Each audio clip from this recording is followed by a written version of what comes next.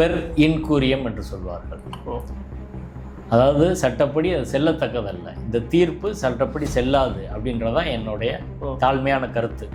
ஏன் சட்டப்படி செல்லாதுன்னு நான் சொல்கிறேன், இது தீர்ப்பே இல்லை. ஏன்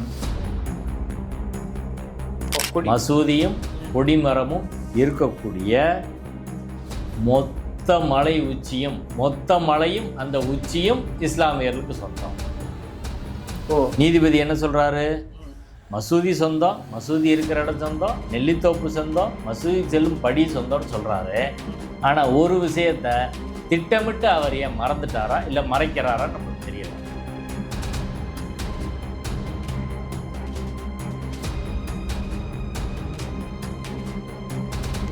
ஜேம்ஸ் அப்படின்னு சொல்லி அரசு வழக்கறிஞரை கூப்பிட்டாரு. நான் போகிறதுக்கான ஏற்பாடு நீங்கள் பண்ணிடுங்க, அவருக்கு பாதுகாப்பெல்லாம் எனக்கு கொடுத்துருவார், நீங்கள் யாரும் வர வேண்டியதில்லை அப்படின்னு நீதிமன்றத்தில் சொன்ன நீதிபதி இப்போ தீர்ப்பில் அதுக்கு நேர் எதிராக எழுதுறாங்க. இதுதான் நம்மளுக்கு பயங்கர வருத்தத்துக்குரிய ஷாக்கிங்கான ஒரு விஷயம். எல்லாரும் முன்னாடி நடந்துச்சு. இப்போ ஜாயின் பண்ண வர சொன்னதா பிஜேபி வழக்கறிஞர்கள் கூட அதை மறுக்க மாட்டாங்க. நான் அந்த வரியை இப்போ படிச்சு காட்டுறேன். நீ ஓப்பன் கோர்ட்டில் சொன்னதை மறுத்தா சிசிடிவி ஃபுட்டேஜ் இருக்குல்ல, எடுத்து கூட நீங்கள் பாருங்கள். யார் வேணாலும் சிசிடிவி ஃபுட்டேஜை வாங்கி பாருங்கள், அது தெரியும் யார் வர வேணான்னு அவர் சொல்லுங்கள். தீபத்தூண் அப்படின்றதே உச்சி பிள்ளையார் கோயிலில் இருக்கிறது தான்.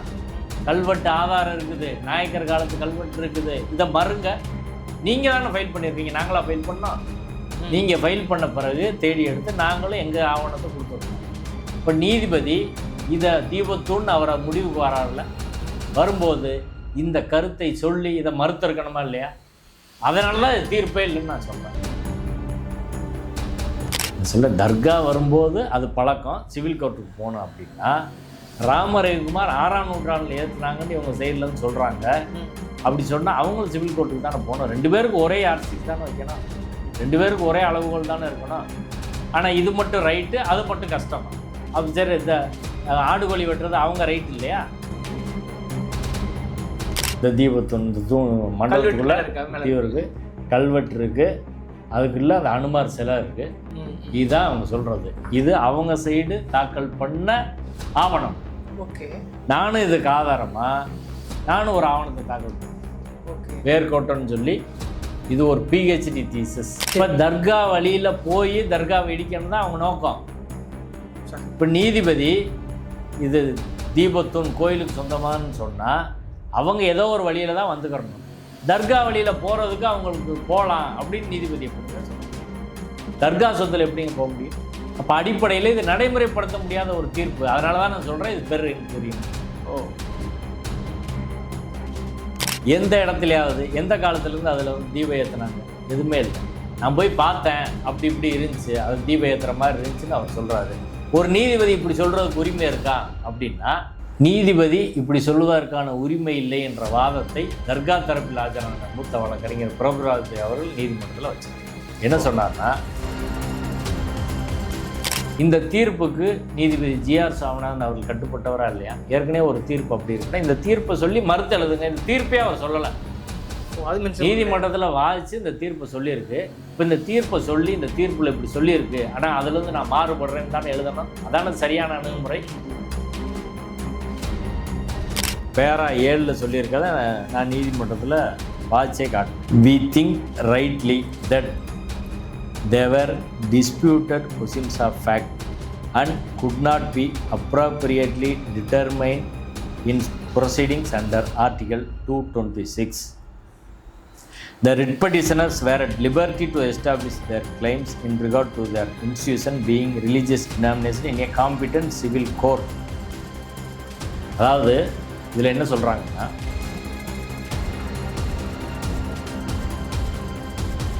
இதான் அவங்க சொல்கிறது. இது மலை உச்சியில் தானே இருக்குது, வேற எங்கே இருக்குது? ஓகே, இந்த மலை உச்சியில் உள்ளது இல்லைன்றாரு, இங்கே உள்ள தீபத்தூண் இல்லைன்றாங்க. இப்போ எதை அவங்க சொல்கிறாருன்றது குழப்பமாக இருக்குது. ராஜா பட்டர் சொன்னால் அதுக்கு மறுபேச்சு கிடையாது அப்படின்லாம் ஓப்பன் கோர்ட்லேயே சொல்லியிருக்கிறார். ஓகே, இப்போ அந்த ராஜா பட்டர் பிபிசி கொடுத்த பேட்டியில் உச்சி பிள்ளையார் கோயில் அருகில் தீபம் ஏற்றுவது தான் சரியான பழக்கம், வழக்கம், நடைமுறை, புனிதமானதுன்னு அவர் சொல்லியிருக்காரு. அவரே சொல்லியிருக்காரு. இதை நீதிமன்றத்தில் நான் சொன்னேன். ராஜா பட்டர் இப்படி சொல்லியிருக்காரு, ராம ரவிக்குமார் அதை மாற்றணுன்றாரு.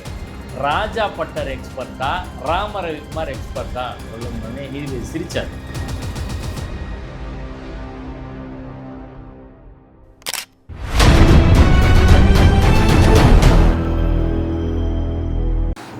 சார் வணக்கம். வணக்கம். திருப்பரங்குன்றம் விவகாரம் கிட்டத்தட்ட ஒரு உச்சத்தை அடைந்ததுன்னு நினைக்கிறேன். வழக்கில் நேரடி தொடர்புடைய நீங்கள் வாத பிரதிவாதங்களில் கலந்துருக்கீங்க. இன்றைக்கி நீதிபதி ஜிஆர் சுவாமிநாதன் அவர்கள் திருப்பரங்குன்றம் மலையில் தீபம் ஏற்ற வேண்டும், அதுவும் போலீஸ் பாதுகாப்போடு ஏற்ற வேண்டும்ன்ற ஒரு தீர்ப்பை கொடுத்துருக்கிறார். என்ன சார் நடந்தது, எப்படி பார்க்குறீங்க? அதாவது நீதிபதி திரு ஜிஆர் சுவாமிநாதன் அவர்கள் இன்று மாலை 4:40க்கு தீர்ப்பு சொல்கிறதா சொல்லியிருந்தார். அதுக்கப்புறம் தீர்ப்பு ரெடி ஆகலை, கொஞ்சம் நேரம் ஆகுன்னு சொன்னாங்க. கொஞ்சம் நேரம் கழித்து ஒரு 20 நிமிஷம் கழித்து ஒரு 5:15 5:30க்குள்ளே தீர்ப்பு வந்து சொன்னார். ஒரே வரி தான் அவர் நீதிமன்றத்தில் வாதித்தது. இன்று முதல் தீபத்தூணிலும் கார்த்திகை தீபத்தை ஏற்ற வேண்டும் அப்படின்னு மட்டும் சொல்லிட்டு போயிட்டார். அதுக்கப்புறம் முழு தீர்ப்பு நெட்டில் வந்துடுச்சு. அதான் இந்த தீர்ப்பு. ஓகே. கிட்டத்தட்ட 49 பக்கத்துக்கு வந்து இந்த தீர்ப்பு இருக்குது. அதில் 47வது பக்கத்தில் 46வது பக்கத்தில் இந்த Karthigai Deepam shall be lit from this year onwards at Deepathoon also. தீபத்தூணிலும் இந்த வருடம் முதல் கார்த்திகை தீபம் ஏற்ற வேண்டும். கோயில் நிர்வாகத்துக்கு direct the temple management Devasthanam to light the Karthigai Deepam at தீபத்தூன் அப்படின்னு சொல்லி சொல்கிறார். போலீஸ் பாதுகாப்போட செய்யணும், கமிஷனர் அதை இன்ஸ்யூர் பண்ணணும். ஓகே. நான் இந்த தீர்ப்பு முழுசாக படித்து பார்த்தா இது தீர்ப்பே இல்லைன்னு தான் சொல்லணும். என்ன சார் சொல்கிறீங்க? உண்மையிலே தான் இது தீர்ப்பே கிடையாது. ஒரு தீர்ப்பு வழங்குவதற்கான ஒரு வழக்கமான முறைகள் எதுவும் அதில் கடைபிடிக்கப்படவில்லை. ஒரு தீர்ப்புக்கான பல்வேறு கூறுகள் அதில் கிடையாது. 3வது விஷயம், ஏற்கனவே சொல்லப்பட்ட நீதிமன்ற தீர்ப்புகளை புறக்கணித்து இந்த தீர்ப்பு என்பது வழங்கப்பட்டிருக்கிறது. இப்படி பல்வேறு காரணங்களில் சொல்லலாம். குறிப்பாக சில பொய்கள் அந்த தீர்ப்பில் எழுதப்பட்டிருக்கு அப்படின்றது தான் வருத்தத்துக்குரிய ஒரு முக்கியமான ஒரு விஷயம். இது ஏன் தீர்ப்பில் நான் சொல்கிறேன், சட்டமொழியில் அதை சொன்னால் இந்த தீர்ப்பு என்பதை பெர் இன்கூரியம் என்று சொல்வார்கள். அதாவது சட்டப்படி அது செல்லத்தக்கதல்ல, இந்த தீர்ப்பு சட்டப்படி செல்லாது அப்படின்றதான் என்னுடைய தாழ்மையான கருத்து. ஏன் சட்டப்படி செல்லாதுன்னு நான் சொல்கிறேன், இது தீர்ப்பே இல்லை ஏன் அப்படின்னு ஏன் சொல்கிறேன் அப்படின்ற கேள்வி எல்லாருக்கும் வரும். இப்போ இந்த வழக்கை ராம ரவிக்குமார்னு ஒருத்தர் தாக்கல் செய்தார். அவர் இந்துத்துவ சங் பரிவார் அமைப்பை சேர்ந்தவர்ன்ற எல்லாருக்கும் தெரிஞ்சது தான். டிவி டிபேட்டில் எல்லாத்துலேயும் அவர் வரார். அவர் தாக்கல் செய்த மனுவில் அவர் கோயில் நிர்வாகத்துக்கு ஒரு பெட்டிஷன் கொடுக்குறார். அந்த பெட்டிஷனில் என்ன கேட்குறாருன்னா, வழக்கமாக பாரம்பரியமாக எந்த இடத்தில் தீபத்தூண் கோயில் ஏற்றுமோ அங்கே ஏற்றணும் அப்படின்னு பெட்டிஷன் கொடுக்குறாரு. ஓகே. கோயில் நிர்வாகம் அதை கோரிக்கையை அவர் கோரிக்கையை ஏற்கனவே உச்சி பிள்ளையார் கோயில் பக்கத்தில் தான் ஏற்றுறோம், அங்கே தான் ஏற்றுவோம், வேறு எங்கேயும் ஏற்ற மாட்டோம் அப்படின்னு சொல்லி அவருக்கு பதில் கொடுக்குறாங்க. இதை எதிர்த்து அவர் நீதிமன்றத்துக்கு வரார். நீதிமன்றம் அதை ரத்து அந்த கோயில் ஈஓவோட ஆணையை ரத்து செய்ய சொல்லி இந்த தீபத்தூண் என்ற இடத்துல ஏற்றணும், அவங்க கோயில் ஏற்றணும், இல்லைன்னா என்னை அனுமதிக்கணும் அப்படின்னு தான் அவர் கேட்குறாரு. அவர் ஒரிஜினலாக கொடுத்த மனுவில் எங்கேயுமே சொல்லலை, இங்கே இப்படி கேட்குறாரு. இப்போ அவரோட கோரிக்கை என்ன, தர்கா பக்கத்தில் இருக்க தீபத்தூணில் ஏற்றணும். அதை கூட அவர் கிளியராக சொல்லலை. ஆனால் கோயில் அதை புரிஞ்சுக்கிட்டு சொல்கிறாங்க, ஜட்ஜு அதை புரிஞ்சுக்கிறார்.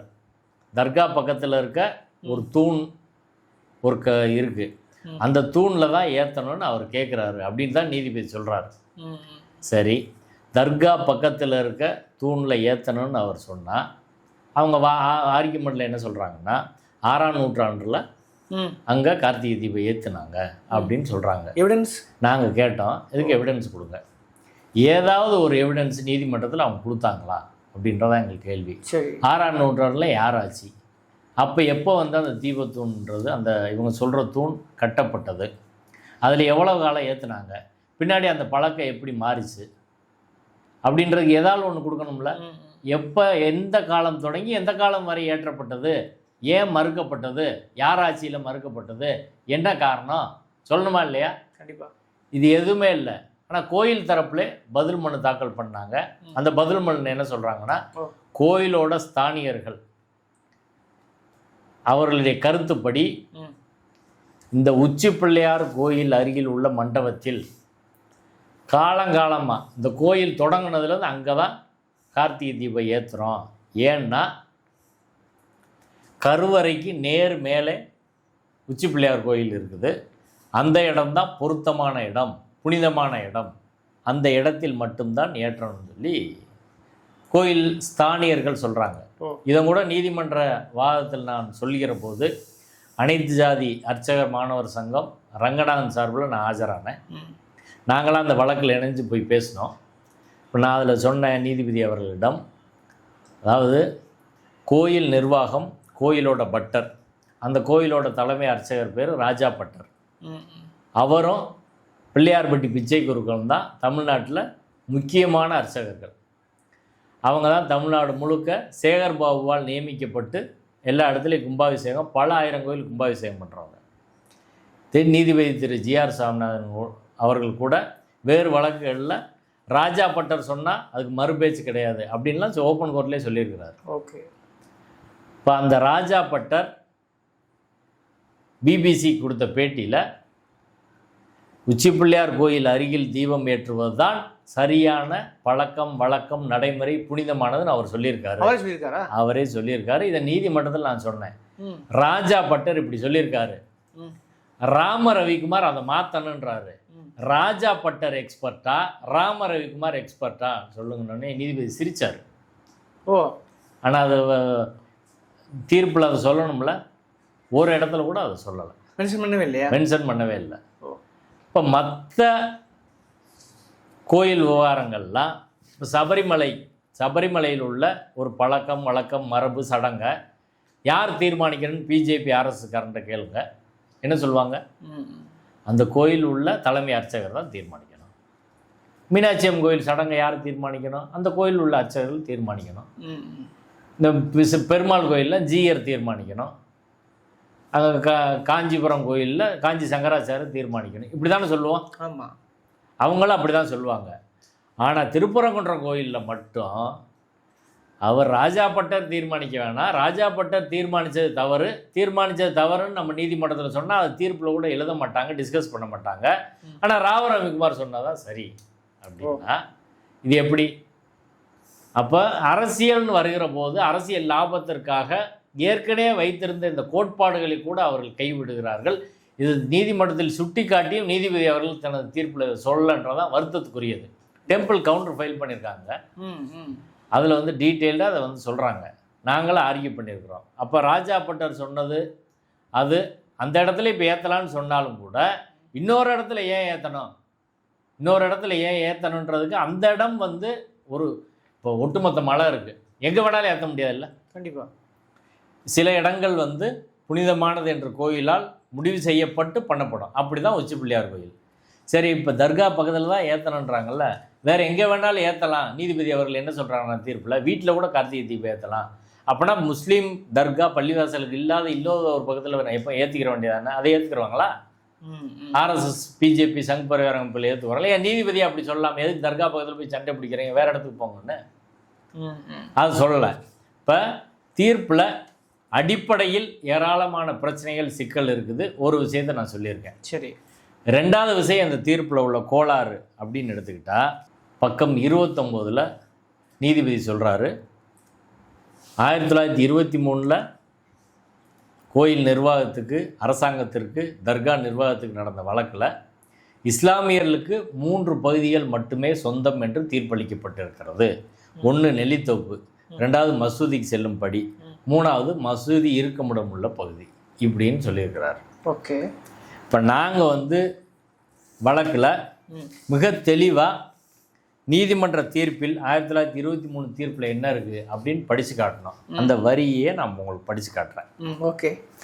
That the Muhammadan defendants 325 and 7-13 are owners and are in possession of the Nellithoppu with all that it contains.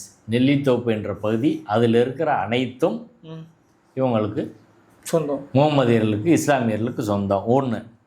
ரெண்டாவது, the flight of the steps mention above the new mandapam அந்த பகுதியில் இருக்கிற படி, போகிற படி அவங்களுக்கு சொந்தம். அடுத்து இதான் ரொம்ப முக்கியம், and the whole of the top of the hillock. எந்த whole of the top of the hillock, உச்சி மலையில் உள்ள மொத்த பகுதியும். எந்த மொத்த பகுதி? On which the mosque and the flag staff stand. மசூதியும் கொடிமரமும் இருக்கக்கூடிய மொத்த மலை உச்சியும், மொத்த மலையும் அந்த உச்சியும் இஸ்லாமியர்களுக்கு சொந்தம். நீதிபதி என்ன சொல்றாரு? மசூதி சொந்தம், மசூதி இருக்கிற இடம் சொந்தம், நெல்லித்தோப்பு சொந்தம், மசூதி செல்லும் படி சொந்தம்னு சொல்றாரு. ஆனால் ஒரு விஷயத்தை திட்டமிட்டு அவர் ஏன் மறந்துட்டாரா இல்லை மறைக்கிறாரா நம்மளுக்கு தெரியல. Whole of the top of the hillock, இதை நாங்கள் படித்து காட்டணும் நீதிமன்றத்தில். படித்து காட்டினீங்களா? படித்து காட்டணும். அதை வந்து சொல்லலை. இப்போ அந்த மசூதிக்கு மேலே உள்ள மொத்த மலையும் மலை உச்சியும் இஸ்லாமியர்களுக்கு சொந்தம்னு சொல்லியிருக்குல்ல, அங்கே தான் இவங்க சொல்கிற தூண் இருக்கு. அந்த மொத்த மலையில் தான் இருக்கு. மசூதி வழியாக தான் அப்படி போக முடியும். ஆனால் அது இஸ்லாமியர்களுக்கு சொந்தமானது அப்படின்னு சொன்ன பிறகு நீதிபதி தனது தீர்ப்பில் வந்து அதை மட்டும் சொல்லாமல் தவிர்க்கிறார். இது ஏன் தவிர்க்கிறார்? இது ஒரு நேர்மையான அணுகுமுறையான்னு நம்மளுக்கு தெரியல. இப்போ அந்த தூண் இருக்கிற ஏரியா, தூண் இவங்க சொல்கிறது உண்மையிலே அது தூணே கிடையாது, அது ஒரு சர்வே கல். ஜியாகிரபிக்கல் சர்வே ஆஃப் இந்தியா அவங்களோட சர்வேக்கள் தான். அதுக்கான அடையாளம் இருக்குது. ஏற்கனவே அதை ஆய்வு பண்ணி எடுத்து பார்த்தா கீழே அந்த குறியே இருக்குது. இப்போ எடுத்து பார்த்தாலும் இருக்கும். ஓகே. இப்போ அந்த சர்வேக்களில் இவங்க என்ன சொல்கிறாங்கன்னா தீபத்தூன்னு சொல்லி பிரச்சனைக்காக இந்து முன்னணியிலேருந்து கொண்டு வராங்க. இப்போ அந்த அது முதல்ல தர்கா தரப்பில் வக்ஃபோர்டு தரப்பில் ஆஜரான வழக்கறிஞர் ஒரு கருத்தை பேசினார். இவங்க சொல்கிற தூண் இருக்குல்ல, அந்த தூண் தீபத்தூணா இல்லையா என்பதை முதலில் தீர்மானிக்க வேண்டும் சொன்னார். சரி, நான் என்ன சொல்கிறேன்னா, முதல்ல நீதிபதி சரியான ஒரு கண்ணோட்டத்தில் இந்த பிரச்சனையை அணுகியிருந்தால் அவர் சொன்னதை எழுதியிருக்கணுமா இல்லையா, அதை ரெக்கார்ட் பண்ணியிருக்கணுமா இல்லையா? வக்ஃபோர்டு கவுன்சில் என்ன சொன்னார்? இது தீபத்தூணா இல்லையா என்பதை தீர்மானிக்கணும்னு சொன்னார். அதை தீர்மானிக்கிற உரிமை உயர்நீதிமன்றத்துக்கே கிடையாது, சிவில் கோர்ட்டு தான் தீர்மானிக்கணும். ஏன்னா அதை போய் ஆய்வு பண்ணணும், ஆய்வு பண்ணி ரிப்போர்ட் எல்லாம் போட்டு அதை முடிவு பண்ணணும். இது எந்த எல்லைக்குள்ளே வருது? தர்கா தரப்பில் ஆஜரான வழக்கறிஞர்கள் சீனியர் கவுன்சில் திரு மோகன், வழக்கறிஞர் பிரபுராஜ் துரை 2 பேர்னு சொன்னாங்க. இது எந்த எல்லையில் வருது அப்படின்றது இன்னும் தீர்மானிக்கப்படாமல் இருக்குது. எல்லைகள் இன்னும் முழுமையாக அளக்கப்படவில்லை. அதனால் அளந்த பிறகு தான் முடிவு பண்ண முடியும் அப்படின்ற வாதத்தை மிக தெளிவாக வச்சாங்க. சரி. ஆனால் நீதிபதி இந்த பகுதியில் தான் வருது அப்படின்னு சொல்கிறாரு. எப்படி சொல்கிறாருன்னா, கோர்ட்டில் விசாரணை நடக்கும்போது நீதிபதி கேட்குறாரு கோயில்காரங்களை பார்த்து, கோயில் நிர்வாகத்தை பார்த்து. மூத்த வழக்கறிஞர் சண்முக சுந்தரம் அமர்ந்திருக்கார். அவர் வந்து ஹெச்ஆர்என்சிக்கு வராரு. கோயில் நிர்வாகத்தின் சார்பில் வழக்கறிஞர் சந்திரசேகரன் வராரு. அவர் உட்காந்துருக்காரு. அவர்கிட்ட சமீபத்தில் அந்த தூணை சுற்றி கவர் பண்ணியிருக்கு, யார் அதை கவர் பண்ணது அப்படின்னு கேட்டார். இப்போ கோயில் வழக்கறிஞர் எந்திரிச்சு சந்திரசேகர், நாங்கள் தான் கவர் பண்ணோம், கோயில் தான் கவர் பண்ணோம் அப்படின்னு அவர் சொன்னார். சரி. அடுத்து போலீஸை பார்த்து அங்கே தர்காவுக்கு காம்பவுண்ட் இருக்கான்னு கேட்டார். ஆமாம் காம்பவுண்ட் இருக்குன்னு சொன்னாங்க. அந்த தர்கா காம்பவுண்ட்லேருந்து இந்த தூண் எவ்வளோ தூரத்தில் இருக்கும் அப்படின்னா ஒரு 50 மீட்டரில் இருக்கும், 40-50 மீட்டர் இருக்கும் அப்படின்னு சொன்னாங்க. இதை கேட்டுக்கிட்டு நீதிமன்றத்தில் ஓரலாக அப்படி கேட்டதை வச்சுக்கிட்டு அப்புறம் அவர் போய் பார்த்ததையே வச்சு நான் வந்து கேட்டேன், இப்படியெல்லாம் சொன்னாங்க, இது கோயில் நிர்வாக இடமா இருந்தால் தானே அவங்க வந்து அதை கவர் பண்ண முடியும் இப்படின்னு எழுதுறாங்க. இப்படி ஒரு ரிட் கோர்ட்டில் நீதிபதி உட்காந்து அங்கனை வந்து கேட்குற ஒரு கேள்விக்கு சொல்கிற பதிலை வச்சு முடிவு பண்ண முடியுமா? சரி, இப்போ பதில் வந்து கோயில் நாங்கள் பண்ணலை அப்படின்னு சொல்லியிருந்தா, இது 50 மீட்டரானு எங்களுக்கு தெரியாது அப்படின்னு சொல்லியிருந்தா, இது இப்போ எழுத முடியுமா தீர்ப்பு? வாய்ப்பில்லை. அப்போ ஒரு ரிட் கோர்ட்டு, ஒரு நீதி பேராணை மனுவை விசாரிக்கிற கோர்ட் சிவில் கோர்ட் கிடையாது. இதை உச்சநீதிமன்றம் பல்வேறு வழக்கில் சொல்லியிருக்கு, உயர்நீதிமன்றம் சொல்லியிருக்கு. இப்போ அங்கே வந்து டிஸ்பியூட்டட் கொஸ்டின் ஆஃப் ஃபேக்டை விசாரிக்கக்கூடாது அப்படின்னு சொல்லி பல்வேறு உச்சநீதிமன்ற தீர்ப்புகள் இருக்குது. நான் கூட அதில் ஒரு தீர்ப்பு கொடுத்தேன்.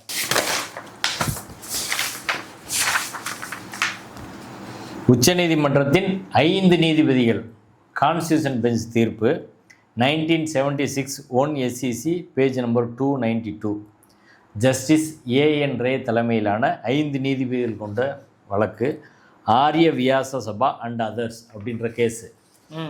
இதில் பேரா 7 சொல்லியிருக்கத நான் நீதிமன்றத்தில் வாட்சே காட்டினேன். We think rightly that there disputed questions of fact and could not be appropriately determined in proceedings under Article 226. The writ petitioners were at liberty to establish their claims in regard to their institution being religious denomination in a competent civil court. அதாவது இதில் என்ன சொல்கிறாங்கன்னா, ஒரு question of fact, இந்த இடம் யாருக்கு சொந்தம், இது தீபத்தூணா இல்லையா, இது தீபத்தூணா சர்வே தூணா, தர்காவோட எல்லை எங்கே இருக்குது, கோயிலோட எல்லை எங்கே இருக்குது, சர்வே நம்பர் என்ன, சர்வே நம்பர் என்ன, இதிலிருந்து தூண்லேருந்து எத்தனை மீட்டர் தாண்டி இருக்குது, இப்படியான கேள்விக்கு 2 தரப்பும் மாறி மாறி பதில் சொல்கிறாங்க.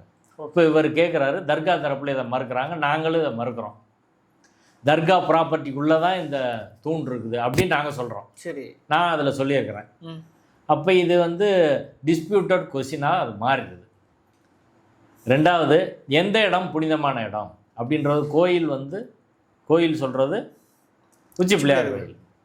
ஏற்கனவே இவங்கெல்லாம் பேசி முடிவு பண்ணதாக ஒரு இடம் கோர்ட்டில் வந்து சொன்னது குதிரை சுனைன்னு ஒரு இடம் சொல்கிறாங்க. 3வது இடமா தர்கா பக்கத்தில் இவங்க சொல்கிறாங்க. இப்போ இந்த 3 இடத்துல எது பொருத்தமான இடம்ன்றது கோயில் அவங்க அதை சொல்லிட்டாங்க, இவங்க எதை சொல்கிறாங்க, நாங்கள் வந்து கோயில் சொல்கிற இடத்துல பண்ணுங்க அப்படின்னு சொல்கிறோம். ஏற்கனவே உள்ள முடிவு குதிரை சுனைன்றாங்க. இப்போ எது பொருத்தமான இடம்ன்றது டிஸ்பியூட்டட் கொஸ்டின் ஆஃப் ஃபேக்ட். ஆமாம், இயல்பாகிறது. இது இந்த 3ல் எதுன்றது இது முடிவு செய்ய வேண்டியது உயர்நீதிமன்றம் முடிவு செய்ய அதிகாரம் இருக்கா, சிவில் கோர்ட்? ஆனால் சிவில் கோர்ட்டுக்கு தான் அதிகாரம். இதை நீதிமன்றத்தில் சொல்லியிருக்கணும். ஆனால் நீதிபதி இது தீபத்தூண் தான், இது தர்கா எல்லையில் இல்லை, இது கோயில் சொத்து தான், கோயில் சொத்தை பாதுகாப்பதற்காக அங்கே தீபம் ஏற்றணும் அப்படின்னு நீதிபதி சொல்கிறாரு. கோயில் சொல்லலை. கோயில் இது எங்கள் சொத்துன்னு சொல்லலை, எங்கள் சொத்துன்னு கவுண்டர்லாம் ஒன்றும் ஃபைல் பண்ணல. கேட்குறப்ப அவர் வந்து சொல்கிறாரு, இது வழக்கமாக கச்சாரன்சி சேகர்பாபு தலைமையிலான கச்சாரன்சி சில துரோகங்களை வந்து வழக்கமாக பண்ணுவாங்க. சரி, அதில் ஒரு துரோகம் தான் இந்த துரோகம். ஏற்கனவே இந்த பிரச்சனை வரும்போது முதல்ல இந்த பிரச்சனையை துவங்கினது போலீஸு, அடுத்து இந்த பிரச்சனையை அடுத்த கட்டத்துக்கு நகர்த்தினது கச்சாரன்சியோட ஏசி. ஆடுகோழி வெட்டக்கூடாதுன்னு சொல்லி அப்போஸ் பண்ணது கச்சாரன்சி ஏசி. அதற்கப்புறம் நீதிமன்றத்தில் வந்து ஆடுகோழி வெட்டக்கூடாதுன்னு தீவிரமாக பேசுனது கச்சாரன்சியில் டெம்பிளோட வழக்கறிஞர். சேகர்பாபுவின் கட்டுப்பாட்டில் உள்ள திருப்பரங்குன்ற கோயில் டெம்பிள் வழக்கறிஞர் மனோகர் தான் தீவிரமாக பேசினார்.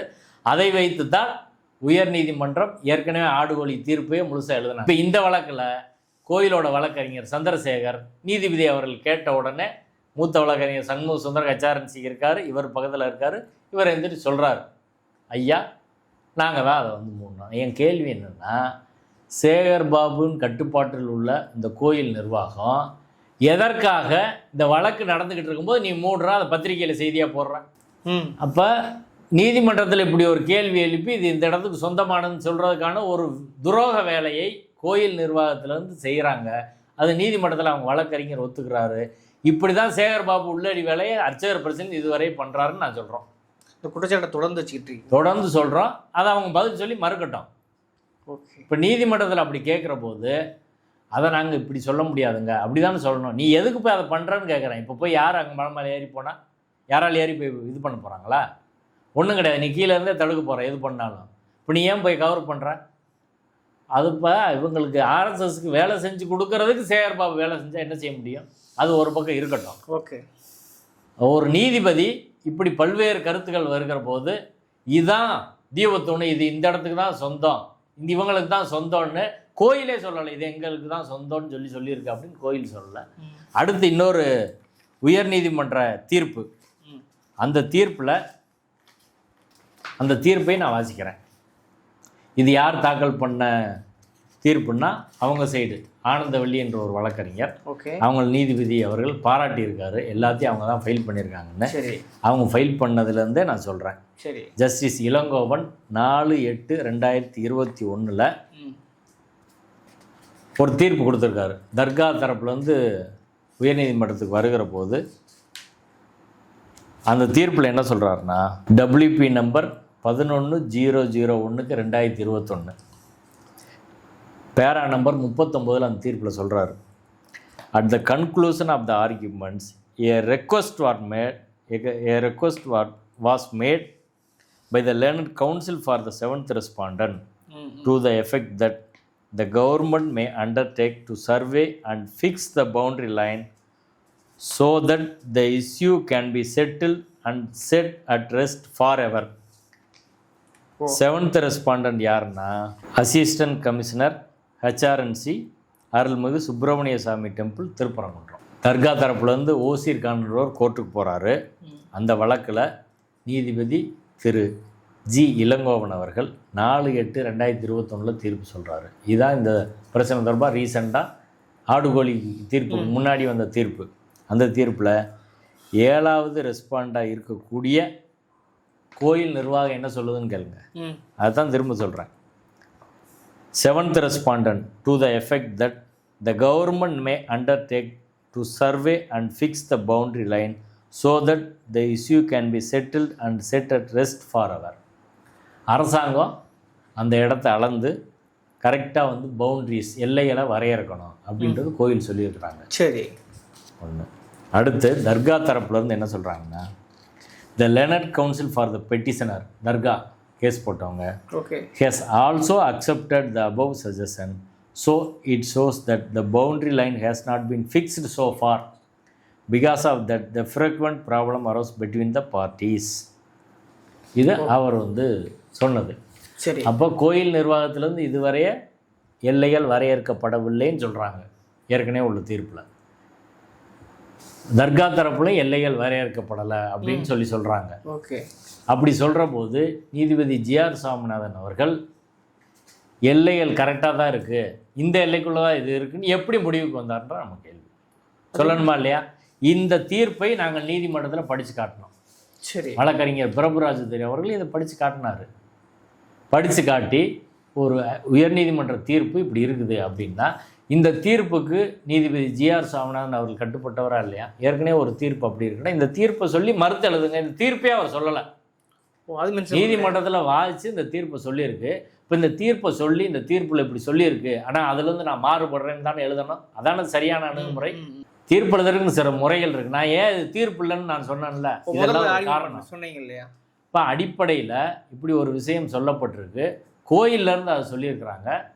இப்போ கோயில் எங்கள் ப்ராப்பர்ட்டிக்கு பிரச்சனைன்னு சொல்லலை, ஆனால் நீதிபதி இது கோயில் சொத்து தான் அப்படின்னு தீர்மானிக்கிறார். எப்படி? நீ சொல்லு நீ சொல்லு நீ சொல்லு அப்படின்னு கேட்டு தீர்மானிக்கிறார். இப்படி தீர்மானிக்க முடியுமா? கோயிலே இந்த கோர்ட்டில் சொல்லியிருக்கிறாங்க, இது அவங்க தான் ஃபைல் பண்ணியிருக்கிறாங்க. அடுத்து இது தீபத்தூண் தான் அப்படின்னு நீதிபதி முடிவுக்கு வராருங்க. எந்த இடத்துலையாவது எந்த காலத்துலேருந்து அதில் தீபம் ஏற்றுனாங்க? எதுவுமே இல்லை. நான் போய் பார்த்தேன், அப்படி இப்படி இருந்துச்சு, அது தீபம் ஏற்றுற மாதிரி இருந்துச்சுன்னு அவர் சொல்கிறாரு. ஒரு நீதிபதி இப்படி சொல்கிறதுக்கு உரிமை இருக்கா அப்படின்னா, நீதிபதி இப்படி சொல்வதற்கான உரிமை இல்லை என்ற வாதத்தை தர்கா தரப்பில் ஆஜரான மூத்த வழக்கறிஞர் பிரபுராஜ் அவர்கள் நீதிமன்றத்தில் வச்சார். என்ன சொன்னார்னா, நீங்கள் போய் பார்த்துட்டு வந்திருக்கிறீங்க, அப்படி போய் பார்த்துட்டு வர்றதா இருந்தால் நீங்கள் எல்லா தரப்பையும் கூட்டிகிட்டு போய் தான் பார்க்கணும். அப்படி இல்லைன்னா நீங்கள் என்ன பார்த்துட்டு வந்தீங்கன்னு கோர்ட்டில் ரிப்போர்ட்டாக வைக்கணும், அதன் மேலே எங்கள் அப்ஜெக்ஷனை நாங்கள் சொல்லணும் அப்படின்னு சொன்னார். நீதிபதி அவர்கள் நான் அன்றைக்கி எல்லாருக்கும் சொல்லிட்டு தான் போனேன் அப்படின்னு சொன்னார். அவர் சொல்லிட்டு தான் போனார், அதையும் ஆர்டர்லேயே எழுதியிருக்கிறார். ஓகே, மூத்த வழக்கறிஞர் பிரபுராஜ் துரை என்ன சொன்னார்னா, சொல்லிட்டு போனாலும் கூட எல்லா தரப்பையும் கூட்டிகிட்டு போனோம். தர்கா தரப்பு எங்கே கூட்டிகிட்டு போனீங்க, அன்றைக்கி நாங்கள் வழக்கிலே இல்லையே அப்படின்னு கேட்டார். சரி. அதுக்கு அவர் பதில் இல்லை. வக்ஃபோர்டு அவங்கள வழக்கில் இல்லை, கோயில் நிர்வாகம் அவங்கள அன்னைக்கு போகல. இப்போ இதை நீர்வேர்னு சொன்னதுக்கு அவர் இதில் பதில் எழுதுகிறாரு. நான் அன்னைக்கு எல்லார்ட்டையும் சொல்லிட்டு தான் போனேன், ஓப்பன் கோர்ட்டில் சொல்லிட்டு போனேன், எல்லாரையும் வந்து ஜாயின் பண்ணிக்கிற சொல்கிறதா தான் அதை நாங்கள் கருதணும் அப்படின்னு அவர் சொல்கிறாரு. ஆனால் அன்னைக்கு நீதிமன்றத்தில் என்ன நடந்துச்சுன்றது அன்னைக்கு கடைசியாக நீதிபதி அவர்கள் ஆய்வு செய்த சென்ற அன்று கடைசியாக ஆர்கியூமெண்ட்டை முடித்தது நான். ஒரு 3/4 மணி நேரம், 1/2 மணி நேரத்துக்கு 3/4 மணி நேரம் நான் என் தரப்பு வாதத்தை நான் பேசினேன். இப்போ பல்வேறு விஷயங்களை சொல்லி முடித்த பிறகு நீதிபதி அவர்கள் இப்போ தர்கா, நான் ஒரு தீர்ப்பை வாசி காட்டினேன். 2 நீதிபதிகள் அடங்கிய அமர்வு, நீதிபதி கல்யாண சுந்தரம் தலைமையிலான அமர்வு என்ன சொல்லியிருக்காங்க இந்த பிரச்சனை சம்மந்தமாக என்று அதை வாசி காட்டி தர்கா அதில் பார்ட்டி இல்லைன்னு சொன்னோடனே நீதிபதி என்ன சொல்கிறார், தர்கா பார்ட்டி இல்லைன்னு அவங்க சொல்லியிருக்காங்க, அவங்களையும் பார்ட்டியாக சேர்க்கணும் அப்படின்னு சொல்லி அவரே சொல்லி சிவமோட்டாவும் அவங்கள கேட்குறாரு. சரி. இப்போ தர்காவோட அட்வொகேட் யார் அப்படின்னு சொல்கிறோம். நீதிபதி என்ன சொல்கிறார், இந்த வாஞ்சிநாதன் இருக்கார்ல, அவர் தான் தர்காவுக்கு ஏற்கனவே வந்தார்னா நான் ஆடுகோழி வெட்டுற கேஸில் தர்காவுக்கு நான் அப்பியர் ஆனேன். ஓகே. அதனால் அதை அவர் சொல்கிறாரு. நான் சொன்னேன் இந்த வழக்கில் நான் தர்காவுக்கு வரல, நான் அர்ச்சகர் சங்கத்துக்கு வந்திருக்கேன் அப்படின்னு சொன்னோன்னே தர்காவுக்கு நோட்டீஸ் அனுப்புன்னு அவங்கள இம்ப்ளீட் பண்ணிட்டார். சரி. பண்ணிவிட்டு அதுக்கப்புறம் கடைசியாக முடிச்சோன்னே என்கிட்ட என்ன சொன்னார்னா, இன்னைக்கு கோயிலுக்கு ஆய்வு பண்ண நான் போகிறேன், நான் ஆய்வு பண்ண போகிறேன், இதில் வந்து என் மனைவி முருக பக்தர் அவங்களோட நான் போகிறேன், இதெல்லாம் மீடியாவில் பேசக்கூடாது அப்படின்னாரு. நான் வந்து இதெல்லாம் மீடியாவில் பேச மாட்டேன், என் ஃபைட் வந்து பர்சனல் ஃபைட்டு கிடையாது, ஓகே, ஃபைட்டு வந்து ஐடியாலஜிக்கல் ஃபைட்டு தான், உங்களோட ஐடியாலஜிக்கல் ஃபைட்டு தான் அப்படின்னு நான் சொன்னேன். இப்போ நான் சொல்லி முடித்தோன்னையும் அவங்க ராம ரவிக்குமாரின் வழக்கறிஞர் அருண் சுவாமிநாதன் நாங்களும் வர்றோம் கோயிலுக்கு அப்படின்னு சொன்னார், இடத்த பார்க்க வர்றோம் அப்படின்னு. இப்போ நீதிபதி திரு ஜிஆர் சுவாமிநாதன் என்ன சொன்னார்னா, அதெல்லாம் வர வேணாம், நீங்கள் யாரும் வர வேணாம், நான் மட்டும் போய்க்கிருவேன், ஜேம்ஸ் அப்படின்னு சொல்லி அரசு வழக்கறிஞரை கூப்பிட்டாரு, நான் போகிறதுக்கான ஏற்பாடு நீங்கள் பண்ணிடுங்க, அவருக்கு பாதுகாப்பெல்லாம் எனக்கு கொடுத்துருவார், நீங்கள் யாரும் வர வேண்டியதில்லை அப்படின்னு நீதிமன்றத்தில் சொன்ன நீதிபதி இப்போ தீர்ப்பில் அதுக்கு நேர் எதிராக எழுதுறாங்க. இதான் நம்மளுக்கு பயங்கர வருத்தத்துக்குரிய ஷாக்கிங்கான ஒரு விஷயம். எல்லாரும் முன்னாடி நடந்துச்சு. இப்போ ஜாயின் பண்ண வர சொன்னதா பிஜேபி வழக்கறிஞர்கள் கூட அதை மறுக்க மாட்டாங்க. நான் அந்த வரியை இப்போ படித்து காட்டுறேன்.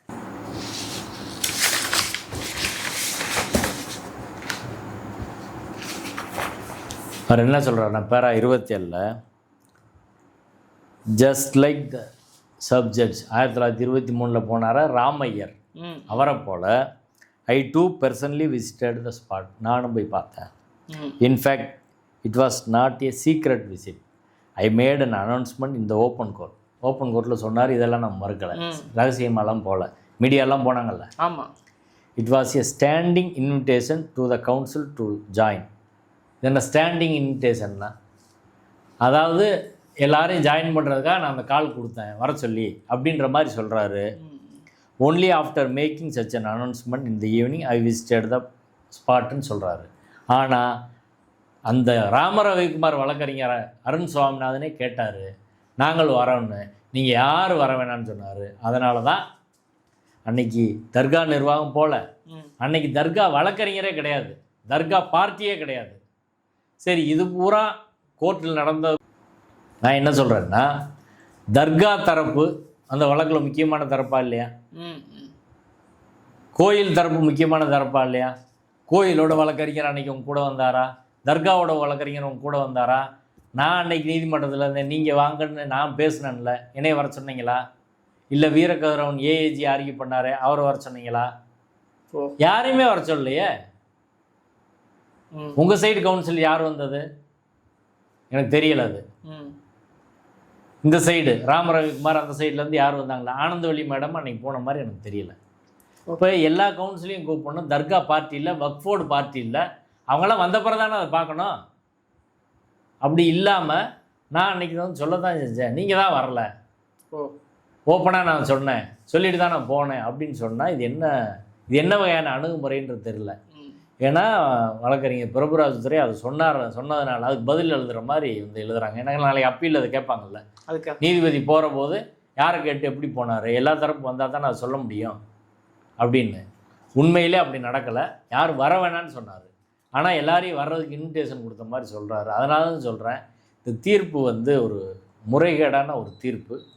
அது நேர்மையற்ற முறையில் எழுதப்பட்டிருக்கு அப்படின்னு தான் நான் அதை பார்க்குறேன். இதை வந்து நீ ஓப்பன் கோர்ட்டில் சொன்னதை மறுத்தா சிசிடிவி ஃபுட்டேஜ் இருக்குது எல்லாத்துக்கும், எடுத்து கூட நீங்கள் பாருங்கள். யார் வேணாலும் சிசிடிவி ஃபுட்டேஜை வாங்கி பாருங்கள், அது தெரியும் யார் வர வேணான்னு அவர் சொன்னார். அடுத்து நீதிபதி என்ன சொல்கிறாருன்னா, நாங்கள் என்ன சொன்னோம்னா, ஏற்கனவே திருப்பரங்குன்றம் மலை தொடர்பாக 3 நீதிபதிகள் விசாரித்த வழக்கில் தர்கா தரப்பில் ஆஜரானவர்கள், நானும் தர்கா தரப்பில் தான் ஆஜரானேன். நாங்கள் என்ன சொன்னோம்னா,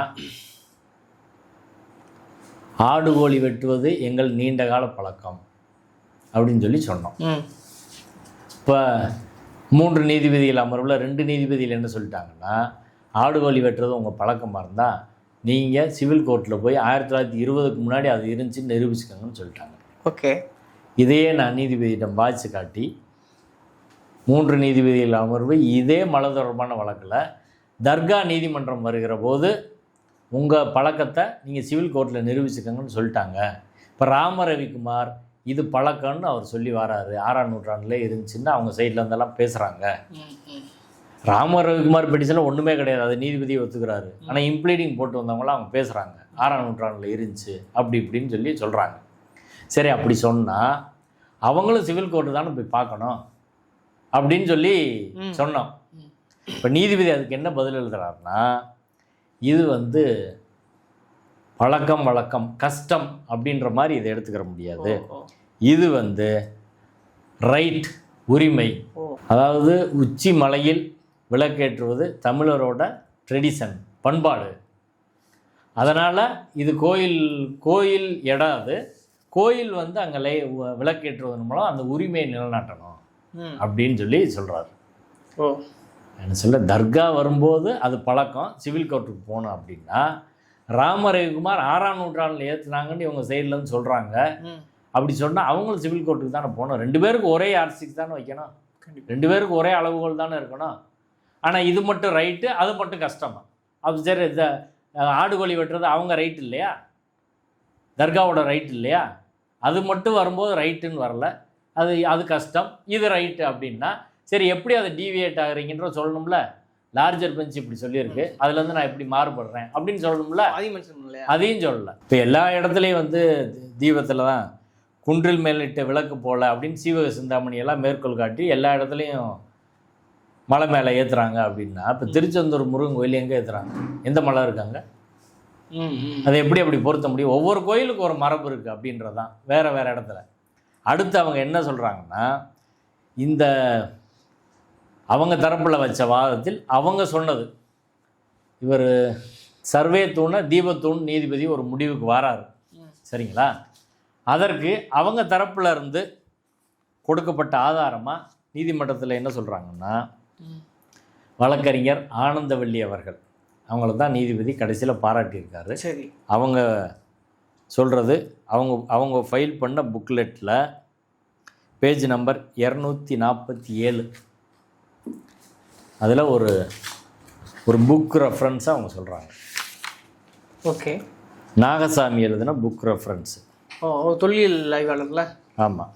ஓகே. அந்த நாகசாமியா இவர் யாருன்னு எனக்கு தெரியல, ஆனால் நாகசாமின்னு சொல்லி இருக்க வாய்ப்பு இருக்குது. ஓகே. ஆமாம். திருப்பரங்குன்றம் தொடர்பாக ஒரு புக் வந்திருக்கு. ஆசிரியர் சே போஸ், கல்வெட்டு ஆய்வாளர், தொல்பொருள் ஆய்வுத்துறை, தமிழ்நாடு அரசு தொல்பொருள் ஆய்வுத்துறையிலிருந்து 1981 வெளியிட்ட புத்தகம் இது. இதற்கு பதிப்புரை ரா நாகசாமின்றவர் எழுதியிருக்காரு. ஓகே. அது வந்து வழக்கறிஞர் ஆனந்தவள்ளி அவர்கள் நீதிமன்றத்தில் தாக்கல் பண்ணது. சரி. அதில் தீபத்தூணுன்ற தலைப்பில் என்ன இருக்குன்னா, மலை அடிவாரத்திலிருந்து மலைக்கு சென்றால் பாதி வழியில் தீபத்தூண் ஒன்று இருப்பதை காணலாம். இந்த தூண் நாயக்கர் காலத்தது. கல்வெட்டு இருக்குல்ல, நாயக்கர் காலத்து கல்வெட்டும் தூணிலேயே எழுதப்பட்டுள்ளது. கல்வெட்டுக்கு மேல் அனுமன் ஒரு கையை ஓங்கி கொண்டு முகத்தை இடது பக்கம் திருப்பி கொண்டிருப்பதாக சிற்பமும் உள்ளது. இத்தீபத்தூண் ஆண்டவனுடைய தலையின் உச்சியில் நாட்டப்பட்டிருப்பதாகவும் இதில் புண்ணியவான்கள் அனைவரும் விளக்கேற்றலாம் என்றும் அக்கல்வெட்டு குறிப்பிடுகிறது. அக்கல்வெட்டு ஆண்டவ சிற உச்சி மலையில் கம்பம் தீ நாட்டியதின் பேரில் சகல புண்ணியவான்களும் தீபம் போடலாம். சிவமயம். இத்தீபத்தூணில் கார்த்திகை தோறும் ஊரில் மக்கள் விளக்கேற்றி வருகிறார்கள். இது எந்த இடம்? பாதின்னு சொல்லியிருக்காங்க. பாதி வழியில் தீபத்தூண் அப்படின்னா நெல்லித்தோப்புக்கு முன்னாடி இப்போ ஏற்றிக்கிட்டு இருக்க அந்த இடம் உச்சி பிள்ளையார் கோயிலை தான் சொல்கிறாங்க. அதுக்கு நீதிமன்றத்தில் நாங்கள் அந்த படத்தையும் காட்டினோம். இதான் அந்த தீபத்தூண். இந்த தீபத்தூண் இந்த மண்டபத்துக்குள்ள இவருக்கு கல்வெட்டு இருக்குது, அதுக்குள்ள அந்த அனுமார் சிலை இருக்குது. இதுதான் அவங்க சொல்கிறது. இது அவங்க சைடு தாக்கல் பண்ண ஆவணம். ஓகே, நானும் இதுக்கு ஆதாரமாக நானும் ஒரு ஆவணத்தை தாக்கல் பண்ணேன். ஓகே, வேர்க்கோட்டம்னு சொல்லி. இது ஒரு பிஹெச்டி தீசஸ், முனைவர் பட்ட ஆய்வேடு. நாகப்பா நாச்சியப்பன்றவர் மதுரை காமராஜ் யூனிவர்சிட்டியில் 1989 திருப்பதி தேவஸ்தானம் பண உதவியோடு அவர் இதை பண்ணுறாரு. பண்ணிய இதுலேயும் இதே வந்து அவர் என்ன குறிப்பு, அதே குறிப்பு தீபத்தூண் சம்பந்தமாக அவர் என்ன குறிப்பிட்றாரு, அவர் இதே கருத்தை தான் அவரும் சொல்கிறார். 188ஆம் பக்கத்தில் காசி விஸ்வநாதர் என்ற தலைப்பில் இக்கோயிலுக்கு வரும் பாதையும் சிக்கந்தர் தர்காவுக்கு செல்லும் பாதையில் ஒரு குறிப்பிட்ட எல்லை வரை ஒன்றாகவே அமைந்துள்ளன. இக்கோயிலுக்கு வரும் வழியில் பாதி மலைத்தூணில் தீபத்தூண் ஒன்று உள்ளது. இது நாயக்கர் காலத்தது. இதை பூரா அதை வந்து சொல்லி இத்தீபத்தூணில் திருக்கார்த்திகை என்று தேவஸ்தானத்தில் பெரிய தீபம் ஒன்று ஏற்றி வைக்கப்படுகிறது. கட்டிட கோயில்களில் மூலவர் கருவறையின் உச்சியில் கருவறை விமானம் அமைக்கப்பட்டிருக்கும். இது குடவரை கோயிலாதால் மூலவர் கருவறையின் நேர் மேற்பகுதியில் தீபத்தூண் அமைந்திருக்க வேண்டும் என எண்ண வேண்டியுள்ளது. இப்போ கருவறைக்கு மேலே இருக்குது, இது பாதியில் இருக்குது. கோயிலுக்கு வரும் வழியில் பாதி மலைத்தூணில் குறிப்பிட்டிருக்காரு. இவர் அதை தான் குறிப்பிட்டிருக்காரு. இதையும் நீதிமன்றத்தில் சொன்னோம். அப்போ நீதிபதி அவர்கள் இதை எடுத்து இதை டிஸ்டிங்விஷ் பண்ணி இது வேற அது வேற அப்படின்னு சொல்லணுமா இல்லையா? திருப்பரங்குன்றம் மலை தொடர்பாக இந்த ஒரு புக்கு இது தமிழ்நாடு அரசு தொல்லியல் துறை வெளியிட்டிருக்கு. அது ஆனந்தவல்லியே கொடுத்துருக்காங்க. இது வந்து 1981 இந்த பஞ்சாயத்தெல்லாம் வர்றதுக்கு முன்னாடி பண்ணது. அப்போ இது ரெண்டும் ஓரளவு ஜென்யூனான டாக்குமெண்ட் அப்படின்னு எடுத்துக்கிட்டா, மலை உச்சியில் தீபத்தூண் கிடையாது. தீபத்தூண்ன்றது இப்போ ஏற்றுற உச்சி பிள்ளையார் கோயில் தான் தீபத்தூண். அப்போ இவங்க எப்படி ட்விஸ்ட் பண்ணுறாங்க பாருங்க. தீபத்தூண் அப்படின்றதே உச்சி பிள்ளையார் கோயிலில் இருக்கிறது தான். கல்வெட்டு ஆதாரம் இருக்குது, நாயக்கர் காலத்து கல்வெட்டு இருக்குது. இதை மறுங்க. நீங்கள் தானே ஃபைல் பண்ணியிருக்கீங்க, நாங்களா ஃபைல் பண்ணோம்? நீங்கள் ஃபைல் பண்ண பிறகு தேடி எடுத்து நாங்களும் எங்கள் ஆவணத்தை கொடுத்துருக்குறோம். இப்போ நீதிபதி இதை தீபத்தூண் அவரை முடிவுக்கு வராருல, வரும்போது இந்த கருத்தை சொல்லி இதை மறுத்திருக்கணுமா இல்லையா? அதனால தான் இது தீர்ப்பே இல்லைன்னு நான் சொல்கிறேன். ஒரு நேர்மையான நீதிமன்ற அணுகுமுறை என்றால் இந்த பாயிண்ட்டை சொல்லி அதை மறுக்கணும். அப்படி சொல்லி மறுக்கலைன்னா அது சரியான அணுகுமுறை கிடையாது. அந்த தீர்ப்பு செல்லாதான் நான் சொல்கிறேன். இது பெர் இன்கூரியன்னு சொல்கிற காரணம் அதான். கடுமையாக இருக்குது. அவங்க ஃபைல் பண்ணது, நம்ம ஃபைல் பண்ணது எல்லாம் சொல்ல. டெம்பிள்லேருந்து அதவே சொல்லியிருக்கிறாங்க. அது சொல்லணுமா இல்லையா? இப்போ தீபத்தூண் என்றாலே திருப்பரங்குன்றம் மலையில் உச்சி பிள்ளையார் கோயில் தான் தீபத்தூண். நீங்களாம் ஒரு இடத்துல வந்து தீபத்தூண் அப்படின்னு ஒன்று சொன்னால் அதற்கான ஆதாரம் என்ன? நீதிபதி அந்த என்டையர் தீர்ப்பில் ஏதாவது ஒரு இடத்துல அது தீபத்தூண் என்பதற்கு கல்வெட்டு ஆதாரம் இருக்குது, புக்கில் சொல்லியிருக்கு, இல்லை எக்ஸ்பர்ட் சொல்லியிருக்காங்க, கோயில் அர்ச்சகர் சொல்லியிருக்காங்க, ஏதாவது ஒன்று சொல்லணுமா இல்லையா? ஒரு இடத்துலையும் சொல்லலை. இவர்கள் நோக்கம் என்பது அரசியல் நோக்கம், மத நோக்கம் கிடையாது. ராம ரவிக்குமார் இந்து முன்னணி ஏற்கனவே பிப்ரவரி 4ஆம் தேதி கோயிலில் புகுந்து இவங்க பிரச்சனை பண்ணாங்க. நீதிமன்றத்தில் வாக்குறுதி கொடுத்துட்டு கச்சிராஜா திருப்பரங்குன்றத்தை அயோத்தியா மாற்றுவேன்னு சொன்னார். அதுக்கு 2 எஃப்ஐஆர் ஆச்சு. திருப்பரங்குன்றம் கோயிலில் புகுந்து பிரச்சனை பண்ணதுக்கு ஒரு எஃப்ஐஆர் ஆச்சு. அடுத்து முருகபக்தர்கள் மாநாட்டில் அரசியல் பேச மாட்டோம்னு சொல்லிட்டு திரும்ப பேசுனதுக்கு ஒரு எஃப்ஐஆர் ஆச்சு. அதில் கார்த்திகை தீபம் ஏற்றுவோன்னு சொன்னாங்க. அடுத்து இப்போ போராட்டம் வச்சுருக்கிறாங்க. அதை ஒட்டி தான் அந்த வழக்கும் போடுறாங்க. இது பொலிட்டிக்கல் அஜெண்டா. இதை பார்த்தோன்னே எல்லாருக்கும் தெரியும். இது வந்து ரிலீஜியஸ் ஒன்றும் சமய நடவடிக்கை ஒன்றும் கிடையாது. எந்த மக்கள் யாரும் ஒன்றும் சொல்லலை அப்படின்றத இது அரசியல் களத்திற்காக, அரசியல் நடவடிக்கையாக நீதிமன்றத்தை பயன்படுத்த முயற்சிக்கிறார்கள். இதை அனுமதிக்கக்கூடாது நான் சொன்னேன் நீதிமன்றத்தில். அதுக்கு அவங்க பதில் ஒரு பதில் அதில் கிடையாதுன்றது தான். அடுத்து ரொம்ப முக்கியமாக கடைசி நாள் விசாரணை அன்னைக்கு தான் வக்ஃபு வாரியத்தோட கவுன்சிலே நோட்டீஸ் போய் வந்தார். சரி, இப்போ அவர் என்ன கேட்டார் அப்படின்னா, நாங்கள் இன்றைக்கி தான் கோர்ட்டுக்கு வந்திருக்கோம், எங்களை இப்போ தான் சேர்த்துருக்கீங்க, சரி, எல்லா டாக்குமெண்ட்டையும் பார்த்து நாங்கள் பதில் மனு தாக்கல் பண்ணணும், டைம் கேட்டாங்களா அப்படின்னு கேட்டாங்க. நான் என்ன சொல்கிறேன், அன்றைக்கி தான் அவங்க கோர்ட்டுக்கு வந்திருக்கிறாங்க. அது வக்ஃபு சொத்து, டிக்ளேர்டு வக்ஃபு ப்ராப்பர்ட்டி. அவங்க அதில் முக்கியமான பார்ட்டி இல்லையா? இப்போ அவங்க பதில் மனு தாக்கல் செய்யறதுக்கு ஒரு நீதிமன்றம் டைம் கொடுக்கணுமா இல்லையா? ஏன் கொடுக்கல? ஏன் தீர்ப்பு இல்லைன்னு நான் சொல்கிறேன் தெரியுதா? ஓகே. அடுத்து வக்ஃபோர்டு இப்படி டைம் கேட்டாங்க, ஆனால் நான் டைம் கொடுக்கல, அதுக்கான காரணம் இது நீதிபதி எழுதணுமா இல்லையா? ஆனால் டைம் கொடுக்கலன்ற மென்ஷன் பண்ணுறாரா? மென்ஷனே பண்ணலை. வக்ஃபோர்டு டைம் கேட்டாங்கன்னா எழுதலை. ஓ. தர்கா தரப்பு வழக்கறிஞர்கள், மூத்த வழக்கறிஞர் மோகன், வழக்கறிஞர் பிரபுராஜ் ப்ரிலிமினரியாக நாங்கள் இந்த ரிட் பெட்டிஷன் மெயின்டெனபிள் கிடையாது அப்படியே நானும் ப்ரிலிமினரி அப்ஜெக்ஷனாக ரிட் பெட்டிஷன் மெயின்டெனபிள் இல்லை தான் நானும் பேசினேன். ஓகே. இது மெயின்டெனபிள் கிடையாது. அதனால் அவங்க என்ன சொன்னாங்கன்னா, நாங்கள் வந்து எங்களுக்கு எல்லா டாக்குமெண்ட்டையும் கொடுத்து நாங்கள் எல்லாத்தையும் பார்த்து விரிவாக டைம் எடுத்து தான் பண்ண முடியும், அதனால் நாங்கள் இப்போதைக்கு பண்ண முடியாது அப்படின்னு டைம் தான் கேட்டாங்க. மோகன் வந்து தெளிவாக அதை பேசினார், சிசிடிவி இருக்கும் பாருங்கள். இப்போ அதை சொல்லி அதை சொல்லணும்ல நீதிபதி அவர்கள். ஓ, அதுக்கு என்ன சொல்ல? தர்கா தரப்பு வழக்கறிஞர்கள் டைம் கேட்டாங்க, ஆனால் நான் எனக்கு வந்து போதிய டைம் வந்து கொடுத்தாச்சு, ஏதோ ஒரு காரணம் எழுதணும்ல, அதனால தான் சொல்கிறேன் இது தீர்ப்பு கிடையாது அப்படின்னு. இந்த தீபத்தூன்னு ஒரு இடம் இப்போ சொல்கிறாங்கல்ல, சர்வேக்கல்ல தீபத்தூன்னு, அந்த இடத்துக்கு போகிற வழி, அந்த போகிற பாதை தர்காவுக்கு சொந்தமானது மென்ஷன் பண்ணுறாங்க. ஆமாம். அதில் வந்து but some of the steps can be used before branching out by climbing the rock for reaching the Deepathoon. அதுக்கு போகிறதுக்கு தர்கா உள்ள சில படிகளையும் பயன்படுத்திக்கலாம் அப்படின்னு சொல்கிறாரு. என் கேள்வி என்னென்னா, இது கோயில் சொத்து அப்படின்னு நீதிபதி டிக்ளேர் பண்ணுறாரு. கோயில் சொத்துன்னு சொன்ன பிறகு தர்கா சொத்துக்குள்ளே எப்படி போக முடியும்? தர்கா சொத்து வழியாக நீங்கள் போகலாம் அப்படின்னு நீதிபதி சொன்னார்னா இது எப்படி சரியான ஒரு தீர்ப்பாக இருக்குன்னு சொல்கிறேன். இப்போ அவங்க ப்ராப்பர்ட்டி கோயில் சொத்துக்குள்ளே தர்காக்காரங்களை விடுவாங்களா? அது இன்ஜெக்ஷன் இருக்குது, வரக்கூடாதுன்னு அவர் சொல்கிறாரு. இப்போ தர்கா உண்மையிலே இவங்க சொல்கிற அந்த சர்வே தூண் எல்லைக்கல்லுக்கு தர்கா வழியாக தான் போக முடியும், வேறு பாதையே கிடையாது. இல்லைன்னா நீங்கள் ஹெலிகாப்டர்லாம் வந்து குதிக்கணும். வேறு பாதையே கிடையாது. இப்போ தர்கா வழியில் போய் தர்காவை இடிக்கணும் தான் அவங்க நோக்கம். இப்போ நீதிபதி இது தீபத்தூண் கோயிலுக்கு சொந்தமானு சொன்னால் அவங்க ஏதோ ஒரு வழியில் தான் வந்துக்கிறணும்.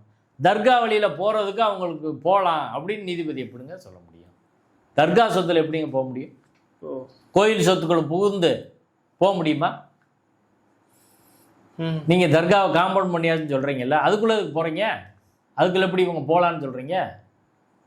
அப்போ இந்த தீர்ப்பு ஏன் பெர் என்கொயரின்னு நான் சொல்கிறேன், ஏன் அமுல்படுத்த முடியாத ஒரு தீர்ப்புன்னு நான் சொல்கிறேன்னா, அதுக்கு முக்கியமான காரணம் தர்கா வழியில் இவங்க போய் தீபத்தூனுக்கு போகலாம் நீதிபதி சொன்னார்னா தர்காக்காரங்க அவங்க ப்ராப்பர்ட்டி, அதுக்குள்ளே நீங்கள் போகிறதுக்கு அவங்க அனுமதிக்க மாட்டாங்க. கண்டிப்பாக. அப்படி இருக்கிறப்ப நீங்கள் எப்படி அந்த இடத்துக்கு போவீங்க? அப்போ அங்கே ஒரு தள்ளுமுள்ளாக வாய்ப்பு இருக்குது அதிகமாக. உள்ளே போகக்கூடாதுங்க, உள்ளே போகவே முடியாது. அவங்க சொத்துக்குள்ள நீங்கள் எப்படி போவீங்க? கோயில் சொத்துக்குள்ளே அவங்கள விடுவீங்களா? கோயில் காம்பவுண்டுக்குள்ளே விடுவீங்களா? அப்படி ஒரு தீர்ப்பு எழுதுனா ஏற்றுக்குருவீங்களா? அப்போ அடிப்படையில் இது நடைமுறைப்படுத்த முடியாத ஒரு தீர்ப்பு. அதனால தான் நான் சொல்கிறேன் இது பெர் என்கொயரின்னு சொல்லி. இது சட்டப்படியான தீர்ப்பு கிடையாது. ரெண்டு முக்கியமான விஷயம். ஒன்று வந்து ஏற்கனவே இந்த சொத்தை அளக்கணும்னு சொல்லி உயர்நீதிமன்றம் சொன்னதை சமீபத்தில் உள்ள 3 நீதிபதிகள் அடங்கிய அமர்வு, நீதிபதி ஸ்ரீமதி அவர்கள் தனது தீர்ப்பில் அதுலேயே வந்து எல்லாத்தையும் சர்வே பண்ணோம். Therefore, first and second respondent in so and so case are directed to allow the fourth respondent, archaeological department of survey, archaeological department to survey the Tiruparangunram hill, demarcate the protected monuments, stated supra, demarcate the dargah, demarcate the temple and note all physical features along with measurements, and all the said exercise shall be completed within a period of 1 year. Dargah, temple, அதில் என்னென்ன இருக்குது, அதில் பாதுகாக்கப்பட்ட பகுதி என்ன, எல்லாத்தையும் நீங்கள் அளந்து மார்க் பண்ணணும்னு சொல்லி 3 நீதிபதிகள் அடங்கிய அமர்வுலையும் இப்படி ஒன்று சொல்லியிருக்கோம். சரி, அதே நீதிபதி வந்து கணக்கு வச்சுக்கல. ஏற்கனவே நீதிபதி இளங்கோவன் அவர் சொல்லியிருக்கிறாரு, 3 நீதிபதிகள் அமர்வுலையும் இதை சொல்லியிருக்கிறாங்க. இப்போ 3 நீதிபதிகள் அமர்வின் தீர்ப்புக்கு ஒரு சிங்கிள் நீதிபதி கட்டுப்பட்டவர். ஏற்கனவே உள்ள ஒரு நீதிபதியின் தீர்ப்புக்கு சிங்கிள் நீதிபதி கட்டுப்பட்டவர் இல்லைனால அதில் மாறுபட்டா அதை வேற 2 நீதிபதிகள் அமர்வுக்கு தான் அனுப்ப முடியும், அவர் முடிவு பண்ண முடியாது. ஓகே. இப்போ ஏற்கனவே தீர்மானிக்கப்பட்ட ஒரு வழக்கை மறுபடியும் விசாரிக்க முடியும்னா அதுவும் விசாரிக்க முடியாது. இப்போ இந்த பிரச்சனை ஏற்கனவே 2014 2017 தீர்மானிக்கப்பட்டது. 2014 நீதிபதி திரு வேணுகோபால் முன்பாக இதே திருப்பரங்குன்ற மலை உச்சியில் வந்து தீபம் ஏற்றணும் அப்படின்னு வழக்கு போடுறாங்க. என்ன ரீசன் சொல்கிறாங்கன்னா, இந்த உச்சி பிள்ளையார் கோயில் பக்கத்தில் ஏற்றுறது மோட்ச தீபம் ஏற்றுறது, அங்கே ஏற்றக்கூடாது அப்படின்னு சொல்லும்போது அதை நீதிபதி அவர்கள் நிராகரித்து அதற்கு ஆகம ஆதாரங்கள் எதுவும் இல்லைன்னு சொல்லி தள்ளுபடி பண்ணுறாங்க. என்னை தள்ளுபடி பண்ணுறாங்கன்னா, நீதிபதி திரு வேணுகோபால் அவர்கள் 4/12/2014 ரிட் பெட்டிஷன் நம்பர் 19/422/2024 அதன் மேலில் அந்த சம்பந்தப்பட்ட சுப்பிரமணியன் என்பவர் அப்பீல் போறாரு. அந்த அப்பீலை விசாரிக்கிற நீதிபதிகள் திரு கல்யாண சுந்தரம், திருமதி பவானி சுப்ராயன். அந்த ரிட் அப்பீல் நம்பர் 15/24/2014 தீர்ப்பு வந்த நாள் 7/12/2017. அந்த தீர்ப்புல உள்ளது ரொம்ப முக்கியமானது. அதுல வந்து பேரா நம்பர் 9ல் நீதிபதி அவர்கள் சொல்றாங்க, the present practice of lighting Karthigai Deepam near மோட்ச தீபம். இது எதை சொல்றாரு? பிரசன்ட் பிராக்டிஸ்னா உச்சி பிள்ளையார் கோயில் பக்கத்துல கார்த்திகை தீபம் ஏற்றுவது. when the authorities யாரு?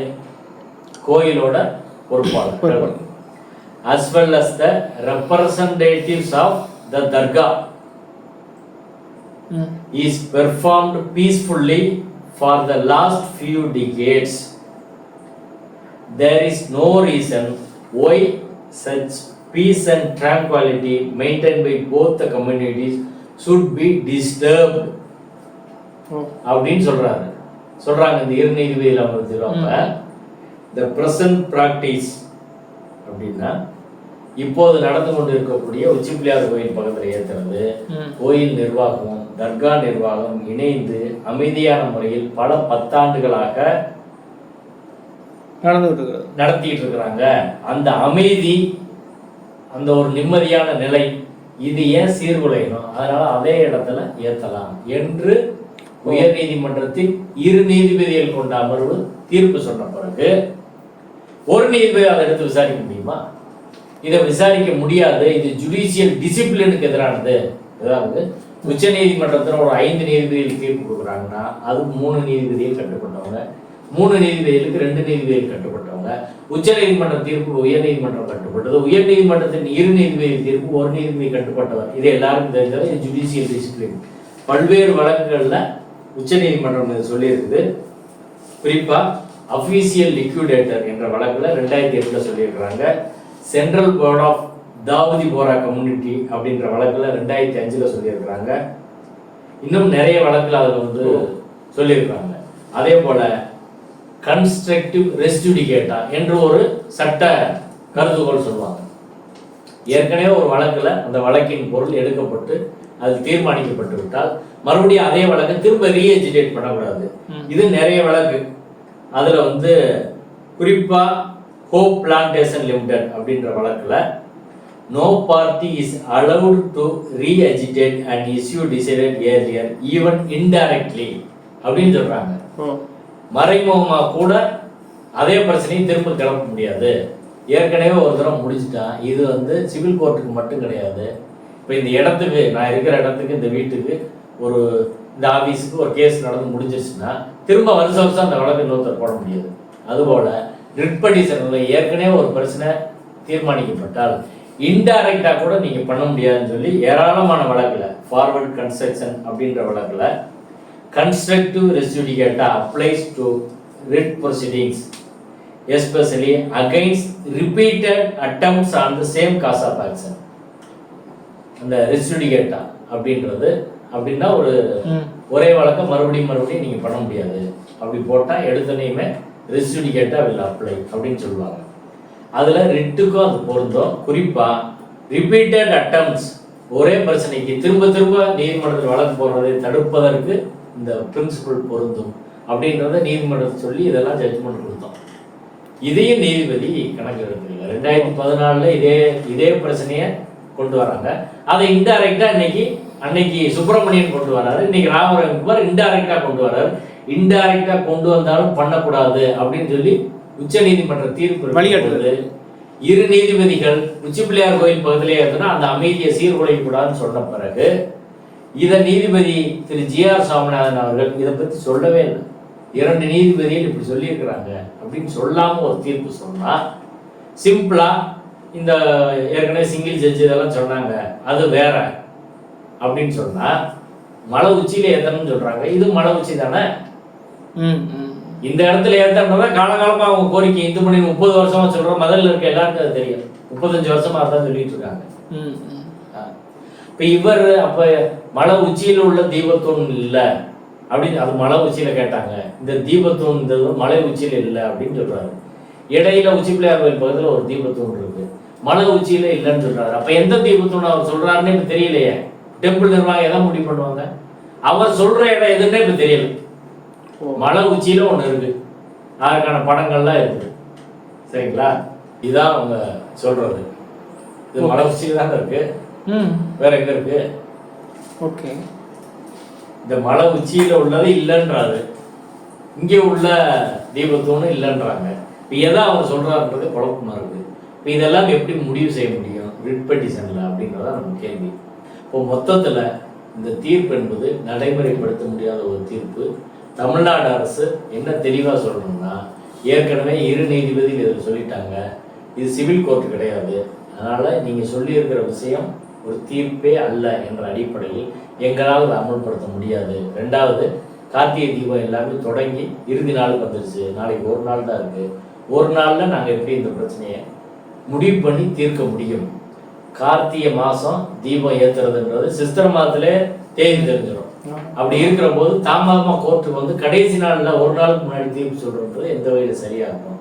அதனால் இந்த தீர்ப்பை நாங்கள் அமல்படுத்த முடியாது. 2 நீதிபதிகள் தீர்ப்புக்கு எதிரானது, ஜுடிஷியல் டிசிப்ளினுக்கு எதிரானது, ரெஸ் ஜுடிகேட்டா பிரின்சிபல் இதில் வந்து அப்ளிகபிள் ஆகும்.